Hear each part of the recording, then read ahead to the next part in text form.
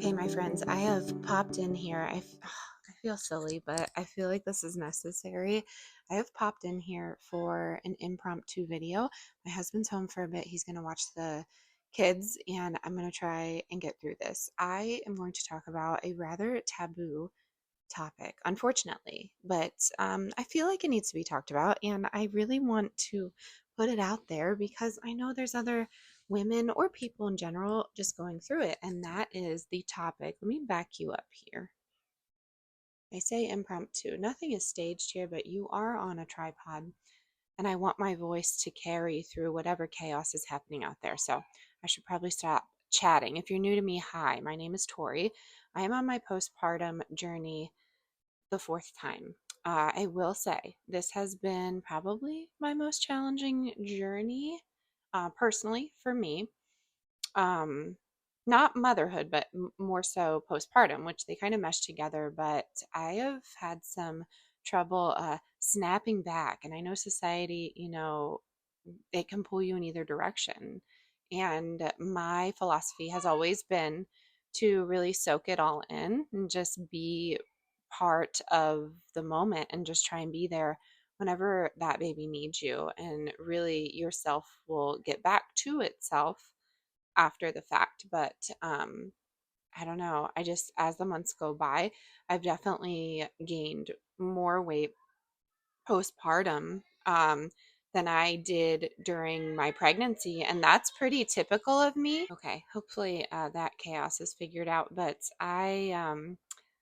what's pretty typical of me is losing weight during pregnancy. I have hyperemesis with my pregnancies. I had it with my last one up until about 34 weeks, and I just get really sick. So I don't know if it's my body in postpartum over compensating for calories lost, but I do breastfeed my children. So I'm not one of those that loses weight during breastfeeding. I gain it because I am starving. I am more hungry postpartum than I am during my pregnancies, just because your body's working extra hard, and I feel like my body stores fat in different places because of that. It's trying to nourish my child, and I would never want to mess with that supply, because I want my child to be nourished and satiated. So I don't know, I go back and forth with this, and there I just have to keep reminding myself there's no like time limit. I don't need to lose weight in a year or anything like that. I'm fortunate to be, loved by a husband in any state. Of course, he wants me to be my happiest and healthiest, and I feel like that's really important as well. So, I don't know, getting on here trying to hold myself accountable. Movement is probably my biggest issue. I have found in this postpartum period being more sentient is definitely happening. I have found that I'm just more comfortable, sitting down and watching a movie with the kids and just holding the baby while he sleeps. And that's a big part of it. He will not sleep unless I'm holding him. So I have found that like my body has just been through the ringer essentially. And I'm just gonna say it now. All of the supplements that I may take or any product that I may mention, I'll just link it in the description box. This video is not sponsored by anything, but if I mention something, it's in there. I've been taking type 2 collagen from the brand Perfect, and there's a reason it sells out almost every time. It has helped so much with my joints and pain and things of that nature. So I do take that, and I also take their mushroom immunity because my immunity has just again gone through the ringer. And then I do take their multi organs, and then I want to get back on the women cycle support, and I think hormonally that will really help me. But what I was trying to get to, I have been having such a hard time with lymphatic issues. You could probably see it in my face. And that could be from a raised cortisol. And this is just me diagnosing myself and just knowing everything about my body. And I never really did that until I started having kids and I started to understand, what I ate and did and consumed mentally really did affect my body. So I don't know. With that being said, I am just on this quest to get back to myself, although I don't even know if that's possible. And I know a lot of women can relate to that. So I've just been really trying to give myself some grace, but also push myself. So, trying to get those 10,000 steps a day can be challenging, but as a mom, I'm constantly on my feet, and I assumed that I was getting those 10,000 steps, but I'm not. I would say at best I'm getting like 4,000 steps. So I've just been doing simple little things like pushing the stroller up and down the driveway. But even that, it gets hot, the baby's crying. I'm just not a fan. So I'm really putting this out here because I would love to hear from you. I don't think I'll ever share my full health profile on the internet, but never say never, right? I've shared more. So I don't know. I'm at that point where I really need to make a change. So I know sleep has a lot to do with your body and weight loss. And unfortunately, I'm just not getting a lot of that. And when I do eat, I wouldn't necessarily say I'm eating bad things. I'm consuming a lot of it because I am ravenous. I'm so hungry every time. So, calorie wise, I am probably consuming close to 3,000 calories a day. And, that could be from a basic potato.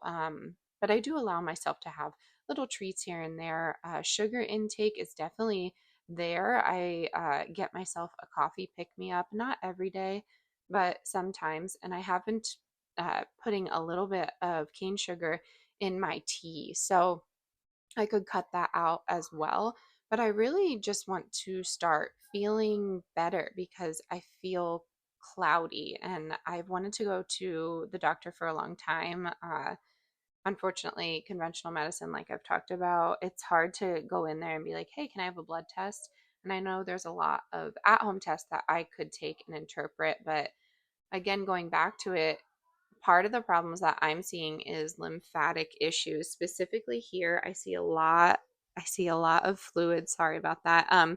Stuck here and behind my legs, and then I see it here, and I definitely see it here, kind of like that double chin situation. I've definitely seen my hair is very brittle. My nails are press-ons, as you know. So, there's probably some brittle nails there because of that, but it's been hard to figure out if I actually have an issue or if this is typical postpartum. And again, I'm only almost 10 months postpartum. So my body will eventually come back to itself. And I don't necessarily want to kickstart it, but I want to start implementing some healthy goals, and maybe this could give you the motivation to do the same.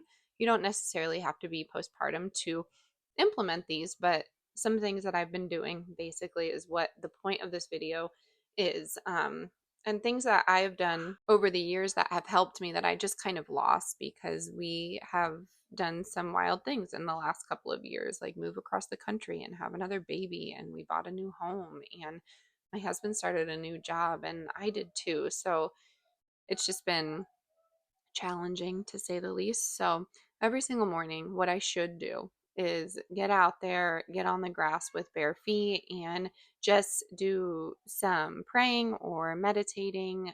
But right now, my sleep is broken. So I do everything I can to get to the coffee pot. And having caffeine on an empty stomach does not start your day well. So that's something that I need to switch. Definitely 100%. The next thing I want to get back to, because I don't consistently do it just because the funds aren't there, and that's happy juice. And I drink that drink. It's a cortisol lowering drink. It heals the gut. There's an MLM side, so people just steer clear of it, unfortunately. And then there's like an affiliate side, which is what I was part of. I love happy juice. I saw a significant difference, mainly because of that three strain probiotic. And you could eat those probiotics, but realistically, I just didn't. And I enjoyed a nice little mom mocktail, is what I called it. And that truly made a difference. And yeah, I want to get back to that, but that would be my next thing. The third thing, I don't necessarily need to fix, but getting out in the sunshine, just letting the sun on your face without any barriers. So take that with what you will. I am not a health, I don't know. I have I have knowledge, but it is self-guided knowledge. So do your own research, make sure, the research that you are doing isn't a fraud study is what I call it, just because you never know who's funding that study. And there's so much more that goes into that. So do what makes you feel good, essentially, and make sure you know what's actually making you feel good and not just giving you a dopamine hit that's going to last for like 5 seconds. So, anyways, sun on your face, that's really going to be helpful. Eating nourishing foods, of course, drinking water, but maybe not drinking plain water, just supplementing with some natural electrolytes like sea salt, and maybe doing a splash of coconut or citrus, and then taking quality supplements if you are going the supplement route, which I feel this is such a debate in the wellness community, but I feel for me at least, I'm so depleted of just about everything. Having those supplements is not a crutch, but it is an improvement. And if you have the funds to grab a quality whole food supplement, definitely look into it. Again, I've linked mine down below. Mine are perfect supplements. And then all the natural skincare and whatnot I'm doing is from Papa Bear Naturals. So tallow soap. And then I do have an herbalist background. So I am growing and taking herbs as I can, drinking lemon balm tea when I can. And my newest thing is saffron. So I found some at an Amish grocery store, and I'm hoping that will help me with some brain fog, but we'll see. So, yes, with that morning routine, I really think that could set me up for some more heightened movements. I've been doing 100 jumps every single morning, and that kind of helps me with some lymphatic drainage. I, of course, have been doing some lymphatic movement, gua sha in the morning, really just trying my best to keep my body moving in a way that will help me personally. So that helps.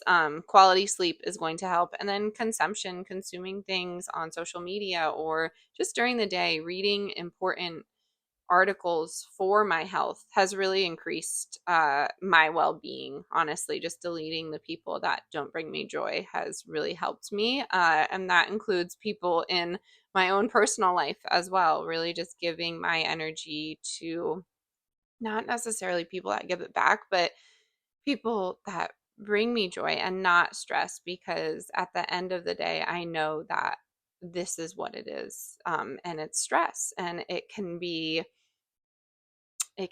such a detriment, and it can be so debilitating. And if you're anything like my personality, when you feel debilitated, you are stuck in that freeze moment where you just know you want to do all these things, but you can't do it.